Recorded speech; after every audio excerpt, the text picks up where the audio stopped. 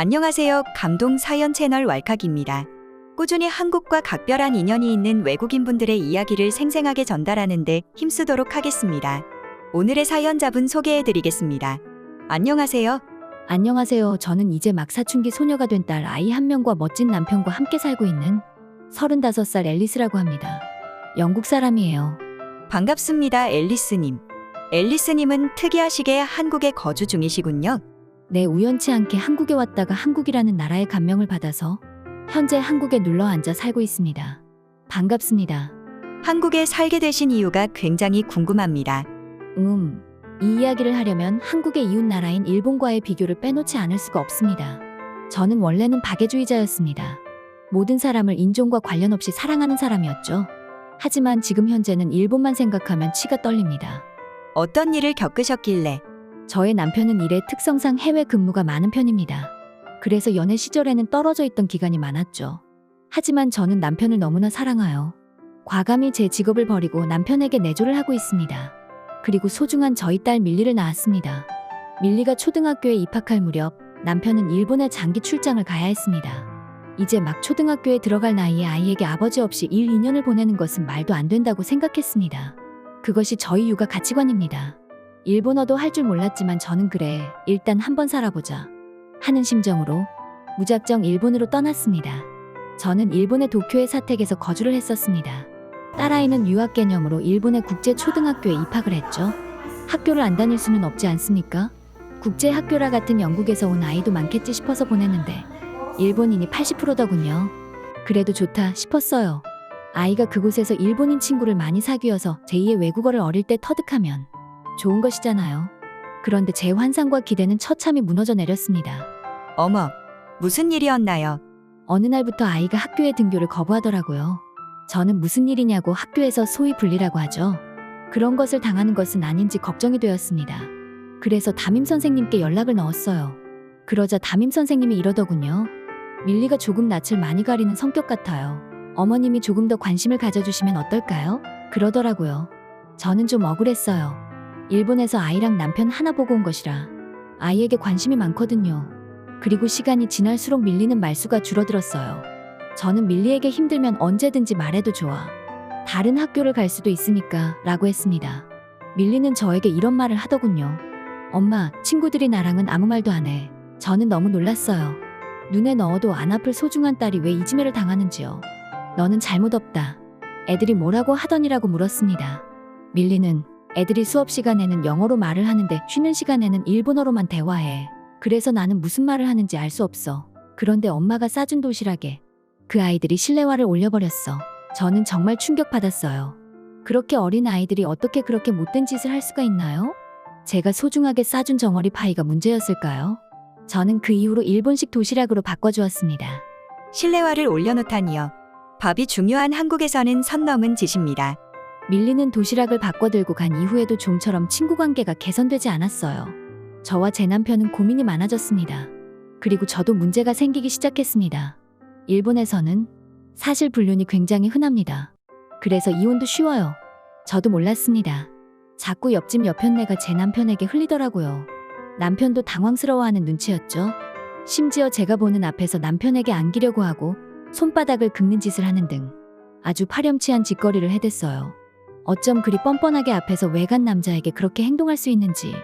그 사람의 남편을 만나 아내 좀 제대로 간수하라고 이르기도 했지만 남편이란 사람도 초식남이어서 여자에게 감히 대들 생각조차 못하더군요. 밀리도 계속해서 등교를 거부하고 남편도 이런 곳에서 살기 너무 불편하다고 호소했습니다. 그리고 결국 제가 이 지긋지긋한 일본을 떠야겠다고 결심하게 만든 그 사건이 발생하고 말았습니다. 일본에서 불륜은 정말 흔하다고 하더라고요. 그런데 대체 그 사건이란 무엇이었나요? 한날 밀리의 머리를 묶어주려고 하는데 밀리가 저를 밀치며 완강히 거부하는 겁니다. 저는 너무 당황스러웠어요. 한 번도 엄마를 밀친 적이 없는 착한 아이인데 이상함을 느꼈지요. 그래서 저는 뭐냐고 하면서 아이를 잡아 끌어 머리카락을 들쳤어요. 세상에 화상흉터가 있는 거 있죠? 그 못된 것들이 아이에게 장난으로 뜨거운 어떤 것으로 지진 것 같았어요. 저는 분노를 참지 못하고 학교를 찾아갔어요. 그런데 일본 선생님 그리고 가해자 부모들 전부 이러더라고요. 밀리 엄마, 애에 대한 관심이 부족하신 거 아니에요? 밀리한테 문제가 있는 것 같은데 저는 더 이상 말이 안 통한다고 생각했습니다. 그리고 일본을 떠나야겠다고 다짐했지요. 정말 마음 많이 다치셨겠어요. 그런데 남편 일은 어떡하고 일본을 떠나신 건가요? 남편이 몇 달 후면 일이 마무리되니까 아이 데리고 해외여행을 다니며 아이의 다친 상처를 보듬어 주라고 하더라고요. 저는 일본에는 있기 싫어서 근처 한국에 왔어요. 한국이 일본과도 비행기로 얼마 걸리지 않고 어떤 일이 생기면 남편도 가까이 있어 괜찮겠다 싶었지요. 그렇게 한국의 작은 호텔에서 장기 숙박을 하며 키즈카페라는 곳도 데려가고 하니 아이도 엄청 좋아하더라고요. 그러다가 남편이 생각했던 것보다 일이 조금 더 걸릴 것 같다고 했어요. 저는 아이의 교육도 중요하게 여기는지라 아이에게 조심스레 학교에 다녀볼 것인지 물었어요. 밀리는 머뭇거리더니 엄마 눈치를 봤는지 착하게도 한번 가보겠다고 하더라고요. 그래서 저는 서울의 사립학교에 보냈습니다. 그곳에서 저는 첫 등교하는 날 너무 긴장이 되어서 따라갔어요. 그리고 밀리가 학교 후 저에게 이런 말을 하더라고요. 엄마 나 여기 좋아, 여기 다니고 싶어. 저는 눈물이 났어요. 뭐가 제일 좋았어? 이렇게 물었습니다. 정말 다행이네요. 왜 저까지 눈물이 나는 것일까요? 밀리는 뭐라던가요? 밀리가 여기 친구들은 내가 한국어를 못해도 몸짓으로 나랑 대화를 하려고 해. 근데 그게 너무 재밌어. 그리고 나한테 과자도 주고 그런다? 이렇게 말하는 겁니다. 저는 한국 아이들에게 너무 감동받았습니다. 일본에서는 이지매만 당하고 상처만 받은 밀리. 하루하루 밝아지는 모습을 보니 제 마음이 놓이더라고요. 그제서야 저는 한국에 대해 자세히 알아보기 시작했습니다. 생각도 안 해본 나라인데 그 사립학교의 교육제도도 너무나 좋더라고요. 밀리가 이곳에서 유년기를 보낸다면 더없이 밝아질 것이라고 생각했어요. 그리고 저도 마음에 들었던 것이 아이를 학교에 보내고 저는 오전에 주로 장을 봤는데요. 장을 보는데 마트에서 한국 아줌마들이 제가 물건을 사려고 할 때 옆에서 그거보단 이게 나은데? 하면서 조언도 해주시고 또 막 짧은 영어로 대화를 하려고 하시고 밀리가 느낀 감동이 무엇인지 저도 조금 알 것 같더라고요. 한국에는 정이라는 문화가 있지요. 그래서 한국에 눌러 앉아 살기로 한 것인가요? 남편도 일본에서 업무를 끝내고 한국으로 왔습니다. 밀리가 밝아진 모습을 보더니 남편도 많이 좋아하더라고요. 그리고 남편도 밀리가 좋다면 한국에서 조금 더 살아봐도 될 것 같다고 하더라고요. 솔직히 한국 살기 너무 편하더라고요. 제가 살던 영국은 불편한 점이 너무 많았는데 한국은 모든 게 최신식으로 시스템화되어 있어서 저 같은 한국어를 모르는 외국인들도 살기가 좋았습니다. 그래서 저희는 한국에 몇 년 더 살기로 했죠. 남편은 영국으로 다시 돌아가 한국에서 일을 할 수 있게 조치를 취하고 한국으로 왔습니다. 저희는 한국에서 모두가 행복해졌어요.